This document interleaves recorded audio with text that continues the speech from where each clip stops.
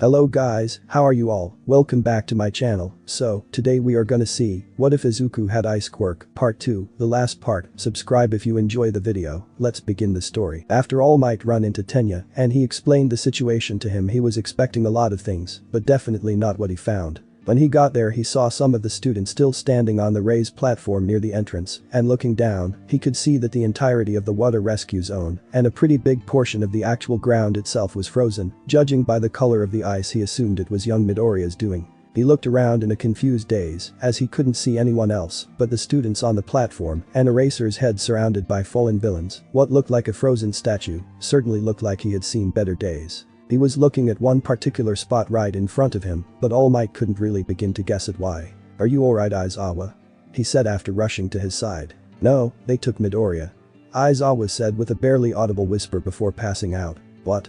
All Might screamed in shock. Before he could even process any of the information he had just gotten from Aizawa, he saw the students start coming towards the both of them one by one. First the ones from the platform, then two students who looked like they had been hiding in the icy plain, and finally some of the others who looked like they were coming from the other zones. All Might, they took Midoriya. The students who had seen the battle screamed hysterically, and this caused the other students who hadn't seen that to also start acting hysterical as well. "Deku, you damn nerd, how could you let yourself get captured?" One particular student thought to himself while clenching his fists with little miniature explosions going off in them. All Might couldn't really blame them for their reactions, and the weight of the world was also crashing down on him as well, but he couldn't let his students see him falter, and so he hardened his resolve and decided to just try and help his students get through this all in one piece. "Please calm down, I know the situation with young Midoriya is desperate, and I assure you we will do everything in our power to help him, but for now we need to get our own situation under control. Bakugo and Todoroki, you two are the most powerful students here. In case there are still any villains in this area, you will protect the rest of the students here while I go gather the rest of your classmates." The aftermath of that entire fiasco at the USJ sent shock waves throughout the entire world. No one could believe that one of the two best hero schools in Japan had been careless enough to let their students get attacked by villains, and worse yet, one of their students had actually been kidnapped. Immediately after the incident, what was probably one of the biggest manhunts in Japanese history began. The police interviewed the captured villains, Eraserhead, and even some of the students like Todoroki, who had managed to gather information. The captured villains were less than useless seeing as they were only pawns, but using the information Todoroki was able to gather and Eraserhead's own account of when he fought the frozen mindless villain, they were able to come up with a working theory. They were able to conclude that the mindless villain must have been what the villains were planning to use to kill All Might, but when they had seen a student defeat it with what Aizawa described as ease, they must have realized his potential and chosen to kidnap him to maybe recruit him for their own goals or to torture him for ruining their plans, but they were being hopeful. Throughout all of this, there were three people who were hit the hardest by any of this, three people who had suddenly had their light extinguished, and for them they were about to enter into the most difficult time of their lives. "Izuku baby, where are you?" thought a woman who was crying into the arms of a man who seemed to be roughly the same age as her. It seemed like the man had smoke coming out of his mouth and his eyes were blazing red. Unfortunately for everyone fervently wishing for Izuku's return and all those who were working as hard as they could to make it happen, there was no way for them to know that their efforts were meaningless, and the only person who could save the young god was none other than himself and maybe a few friends he might make along the way. "Damn it, what happened to me? And why does it feel like I have just had a fight to the death with someone?" Izuku said to himself. "Oh yeah, I remember now, it was that Warp Gate villain. Shit, where did he send me this time?" he said as he slowly tried to get up. It was taking all the energy he had to try and stand up, and he was in the most excruciating pain he had ever felt. He was coughing up blood, he could feel with his hand that there was blood running down his face, and it felt like several of his bones might be broken, including a couple of ribs. Looking down at his clothes, he could see they were in tatters. After a minute or two, he was finally able to stand, and he looked around to try and get a bearing for where he was. When he looked around, what awaited him was sheer anarchy. He was on what looked like a bridge, and every direction he looked there were frozen cars as far as the eye could see, and just as numerous was a virtual army of heroes and police surrounding him. Hell, there were even multiple helicopters. Seeing these things, several thoughts ran through his head at lightning speed, but one thought immediately won out, and he swiftly acted, hoping against all hope that he wasn't too late. Seeing the sheer amount of the ice surrounding him, he had come to the conclusion that in his final moments, he had used too much power, but the villain had teleported him before it could take effect in the area he was in, and so immediately when he landed in this highway, it must have been like a liquid nitrogen bomb was dropped. Of course this wasn't the issue here, the issue was the sheer amount of forces surrounding him. Even in natural disasters those types of forces took time to gather, meaning that it had, if he was being highly optimistic, at least been a couple of minutes since he froze those people.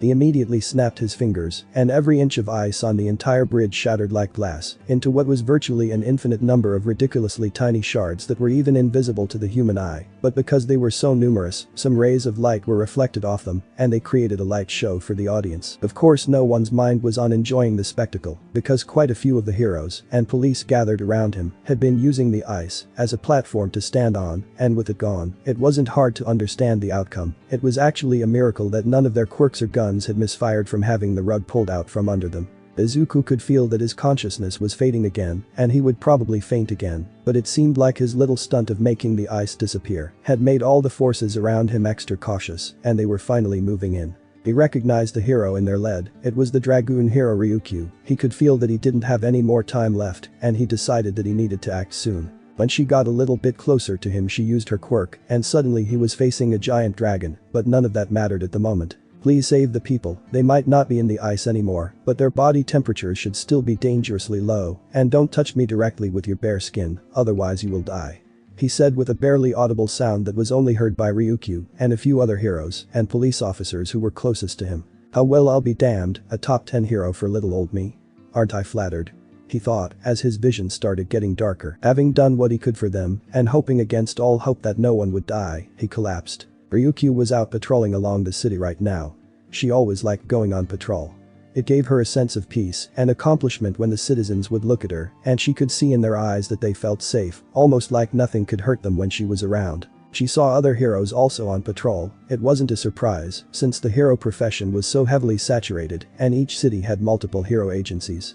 She could see some of the other heroes looking at her with awe and reverence, but she supposed that was only to be expected, as she was a top 10 hero. That was the kind of status most heroes longed for, but of course, some of them were only interested in the amount of money that a top 10 hero could make, but she didn't really hold that against them, seeing as to her there was nothing wrong with becoming a hero for money, as long as when the situation called for it, the person was willing to put their life on the line and get the job done. While walking around and having some of these thoughts, a strong gust of wind suddenly hit her, and she looked towards the direction it came from. She couldn't believe it. She saw what looked to be a huge pillar of ice and snow around where she believed the bridge to be. The pillar looked like it was pretty far, and yet the icy chill of the wind felt like she was right next to it. She couldn't imagine what being actually near it would feel like. After that brief moment of hesitation, she got into hero mode. All civilians, please get back to your homes, and, as for the heroes, let's go. We need to see what's going on. I'll fly on ahead.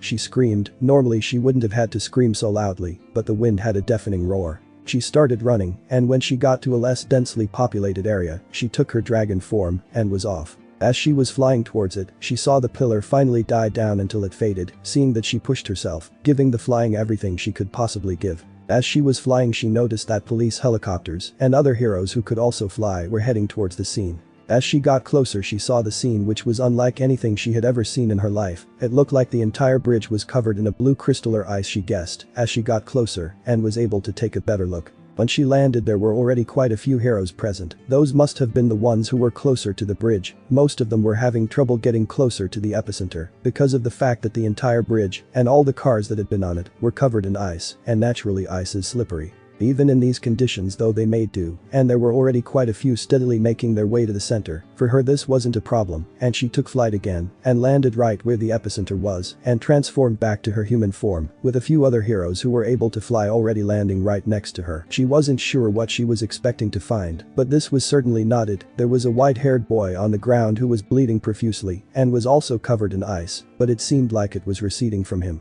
It seemed like the boy had just come out from a war zone and had actually barely managed to survive, and looking around, it looked like every car that was there had been buried in a huge tsunami of ice. Before she could even assess the situation, the boy started to stir and woke up. He looked confused for a time, and then he started talking to himself. He seemed to work through the excruciating pain that he was undoubtedly in and started to stand up. After standing up, he looked around him, and she could see that he was surprised, but she could also see what looked to be fear in his eyes. After a couple of seconds he snapped his fingers, and all the ice on the bridge disappeared to be replaced by what could only be called a light show.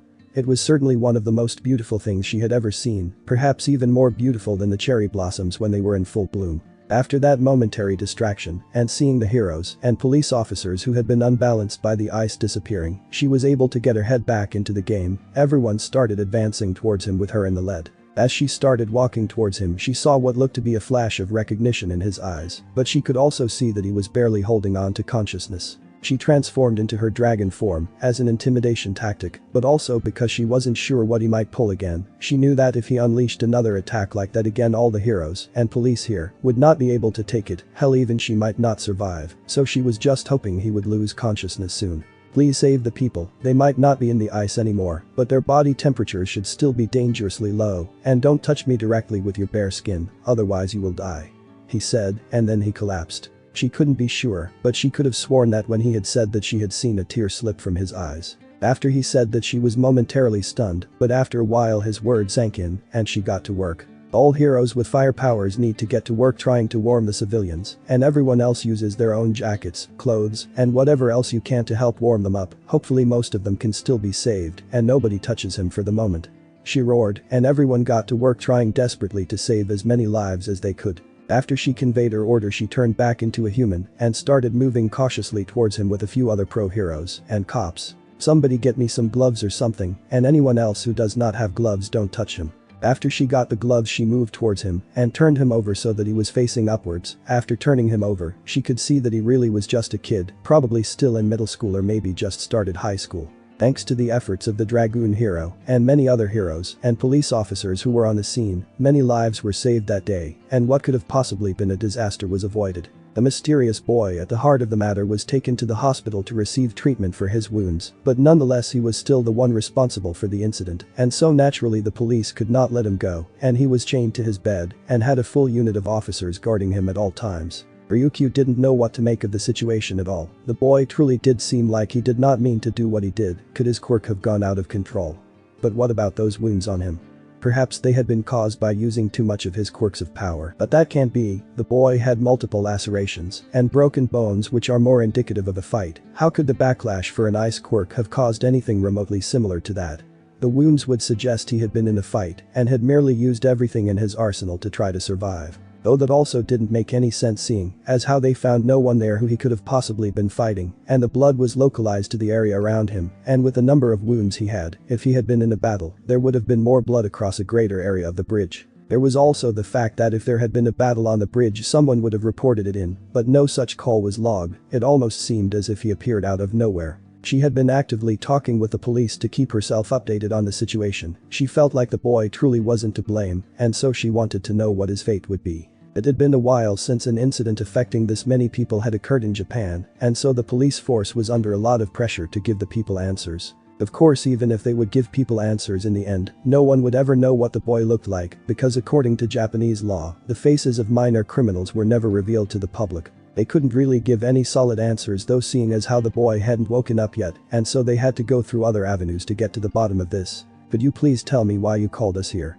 Principal Nedzu asked Detective Namasa, who was accompanied by UA staff members All Might, Eraserhead, Present Mick, Midnight, Cementos, and Vlad King. Yes, of course, sir. Now I am sure you have heard of the incident on Shinjuku Bridge. Yes, as I recall, the news goes that some unknown boy was able to freeze the entire bridge, and a few civilians even died, according to Ryukyu and couple of other heroes and officers' statements of the boy expressing his wish for the civilians to be saved. It is conjectured that the boy's quirk might have gone out of control, potentially also accounting for his injuries, since there seemed to be no assailant on the scene.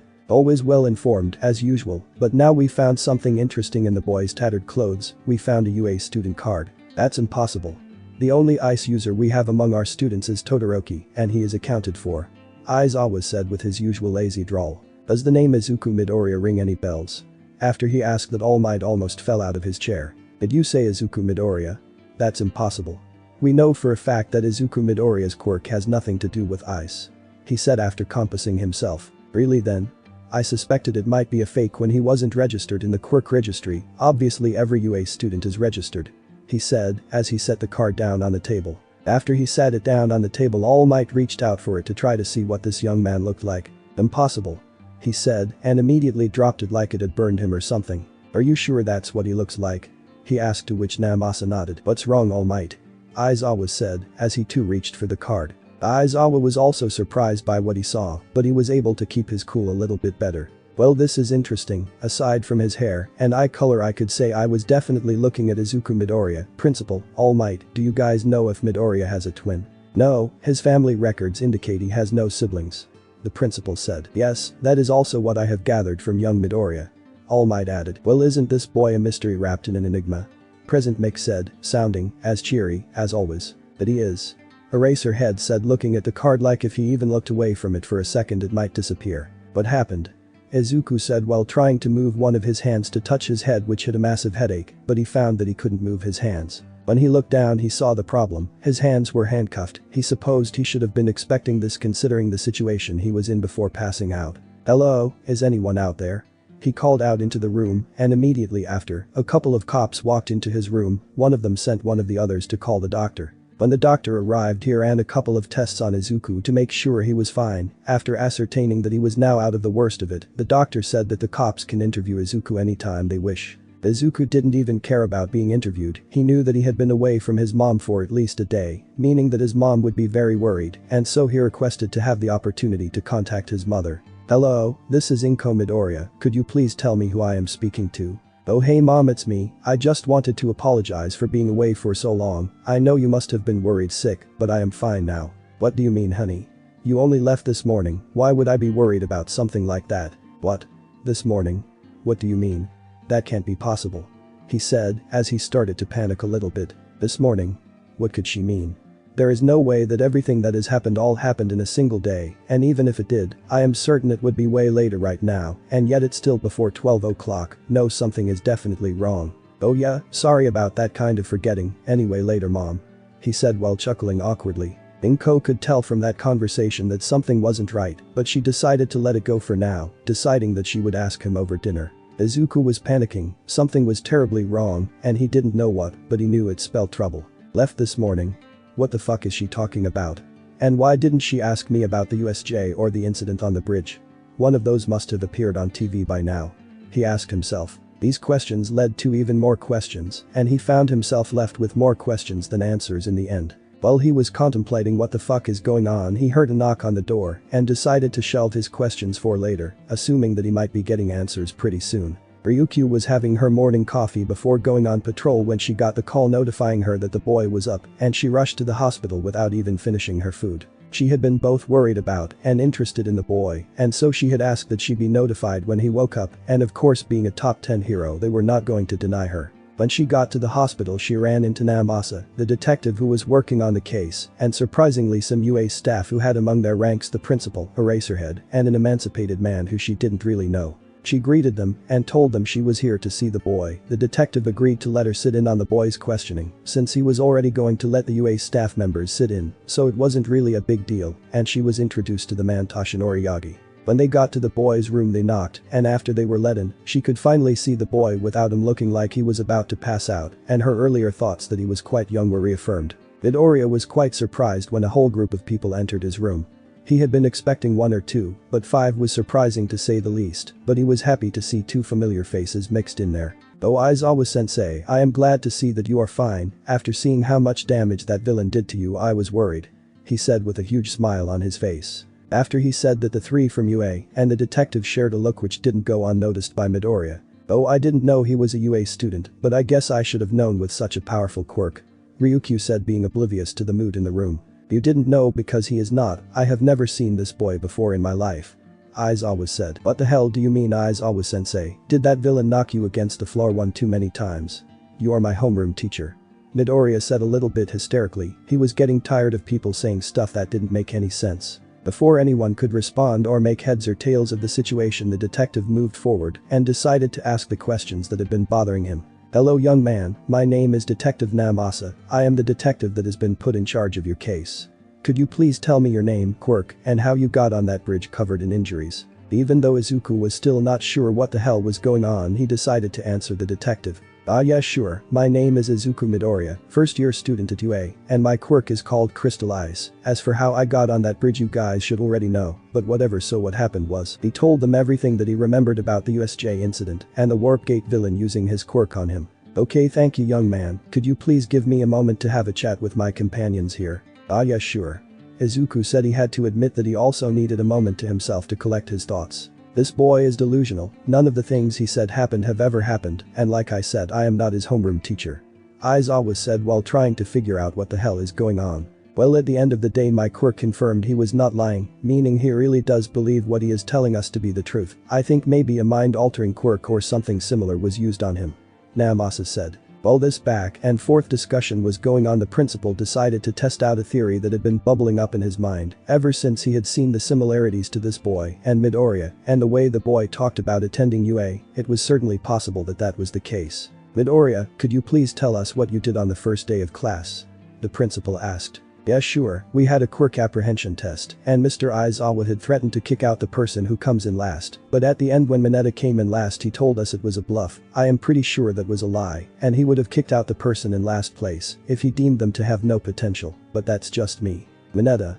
Aizawa asked more than anyone else really. Yeah, don't you remember Mineta was last, Yaoyorozu first, Todoroki second, and Bakugo third? Is that how it went in Aizawa? The principal asked. Yeah it is similar to how it went, but Midoriya was the one in last place. He said with a dazed look. He was beginning to realize that something was very wrong here. Even if someone could have rewritten this young man's memories, how did they know so much about his class, and why did he look so much like Midoriya? Last place? As if I was perfectly comfortable in 10th place. Okay I think I have an idea what is going on. It's going to sound crazy, but please hear me out. I do believe from all the information he has given to us and his striking similarity to young Midoriya that this young man came here from a parallel universe. The principal said with as straight a face as he could muster. The parallel universe? That's ridiculous. Eraserhead was the first person to give his opinion on the matter. Yeah there is no way, but wait, a parallel universe would actually explain some things perfectly, like why my mom wasn't worried about me, why no one has talked about the USJ attack, and hell even why Mr. Aizawa seems to not know about me, he said as he started to mutter to himself. A parallel universe, what makes you think that, principal? Ryukyu said as she finally got into the conversation. She had been hit with bombshell after another ever since coming in here, and so she had to take some time to stabilize herself before getting back into the conversation. Well it's quite simple. The first clue is obviously his uncanny similarity to a student of ours by the name of Izuku Midoriya. They look like they could be twins, with the only difference between them being their hair and eye color. The difference between hair and eye color can be accounted for by the fact that they have different quirks, and therefore some of their DNA should be different, but I can assure you if you ran a DNA test you would probably find a ridiculously close match between them. Another clue is obviously his insistence on being a UA student. At first you could say someone has messed with his mind, but the way he so accurately described the first day of the hero course, knew every single student in class 1A, and was even able to discern the fact that Aizawa really might have expelled the student in last place, leads me to believe he is also Izuku Midoriya, but from a parallel world where he was born with a different quirk. The parallel world. Is there any way that we can try to confirm this? Namasa asked. I am not really sure. A simple way might be to just find out everything we can about him and compare it to what we know about Midoriya, and if he is from a parallel world, enough things that no one else knows about should be similar enough that we can verify that they are the same person. What if more than just their quirks are different? All Might finally chimed in. He said that he called his mother, meaning her phone number is still the same, which leads me to believe that enough things should still be similar enough that it would be conclusive, and besides, if it doesn't work, we can think of something else. Everyone in the room was stunned with this new theory that the principal had put forward, but then again it also seemed to make the most sense, and so they decided to at least test it out to see if it had any truth to it at all. They decided that they would gather as much information about Izuku Midoriya as they could first, and then use that to compile the questions, meaning that they would wait a couple of days, and then they would conduct the interview at the station. This was good because it would also give Midoriya enough time to fully recover. At long last the time had finally come for the interview, and in all honesty everyone was both nervous and excited about what was to come. On the other side of Izuku, he still had the same old people that were there before. He supposed there was no way any of them would have missed it, seeing how curious they looked. With the help of Izuku's school records, they had compiled a list of questions that they would ask Izuku to see how much his answers correlate with the other one. They bombarded him with questions, and after they were done they concluded that no matter how crazy it seemed there were only two possibilities here. Either this boy really was Izuku Midoriya from a parallel world, or a very powerful mind-altering quirk had been used on this poor boy. For now, due to the extra evidence in favor of him being Izuku, like his near-identical appearance both in terms of phenotype and genotype, and also the fact that it was almost impossible to forge a UA student ID, but of course they weren't naive enough to think it was impossible. They decided to move forward based on the assumption that he really was from a parallel Earth, having established that they spent a day or two with Izuku asking him questions, trying to discern what was different so that they can know whether any information Izuku might give them about their own world would be reliable or what. After extensive questioning, the only difference that they had noted so far was that Midoriya had a different quirk, and so the principal brought up the idea that the divergence point between the two worlds might be Midoriya getting a different quirk, which would mean initially the only thing that would be different would be that, but Midoriya's actions would cause the timelines to diverge until they were unrecognizable. They knew that for now all of this was mere speculation, and so they decided to move on to the main issue for now. Okay, now that we have our theories, what do we do with the boy? He can't stay here forever, Aizawa said with a scowl. Yes, I am afraid that's true, but without running into that villain again, I don't know how we are going to send him back, perhaps a different warp gate user. The principal suggested. Even if we were to get a different warp gate user, who's to say they would be able to send me back to my own universe? We have no way of knowing how many of these universes there are, and if it works by some type of lottery, then I might never be able to get back. Izuku said, feeling extremely dejected. Well, you are not wrong, but we can't give up yet. How about I keep investigating and trying to find you a different warp gate user or the villain himself, and we can try to see what we can do. The detective said, trying to cheer him up. Excellent idea, detective, and in the meantime I have got an idea of my own. Midoriya, how would you feel about becoming a UA student? What?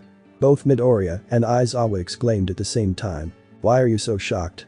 This is the most optimum solution. Young Midoriya can continue his hero education, and we can keep an eye on him to make sure he doesn't get into trouble. Now that you mention it, it's not a bad idea, but where would he stay? I don't believe we are going to tell a whole lot of other people his origins, are we? I can take him in. Ryukyu said, with everyone looking at her like she had just sprouted a second head. What? I feel like out of the people who know I am the most normal person, no offense to you guys, but I don't know if him staying with the loner, symbol of peace or the giant rat is going to do him any good. They couldn't really deny her logic, and so it was decided that Midoriya would stay with her, while the secrets about him would stay with them, and a few other respected allies. The police just reported to the public that the incident was just caused by a kid who lost control of his quirk, and that was the end of that. In all honesty, it had only been about a week since school started, and so it was decided that Midoriya would get the weekend to settle in with Ryukyu, or her civilian name Ryuko, and then he would start earnestly at the start of the second week. The weekend came and went, and finally it was time for him to meet this new Class 1A, and more importantly his counterpart. Seeing as he had already been going to UA for about a month, he didn't have any trouble finding his classroom, but because he had never taken the train from Ryukyu's place he was still late, and when he got there, it seemed like it had been a minute or two since class started. Alright class, we have a new student joining us today. Treat him well, introduce yourself. He gestured to Midoriya. Hi everyone, my name is Izuku Tatsuma, it's a pleasure to meet you. He said with a small smile. Wow, Deku, he has the same name as you, and he looks like you, what are the odds, huh? Uraraka said while giggling and looking straight at Midoriya. Yeah, what are the odds? Midoriya said while looking Izuku straight in the eye, who was also looking him in the eye. Thanks for watching my video. See you next time, till then sayonara.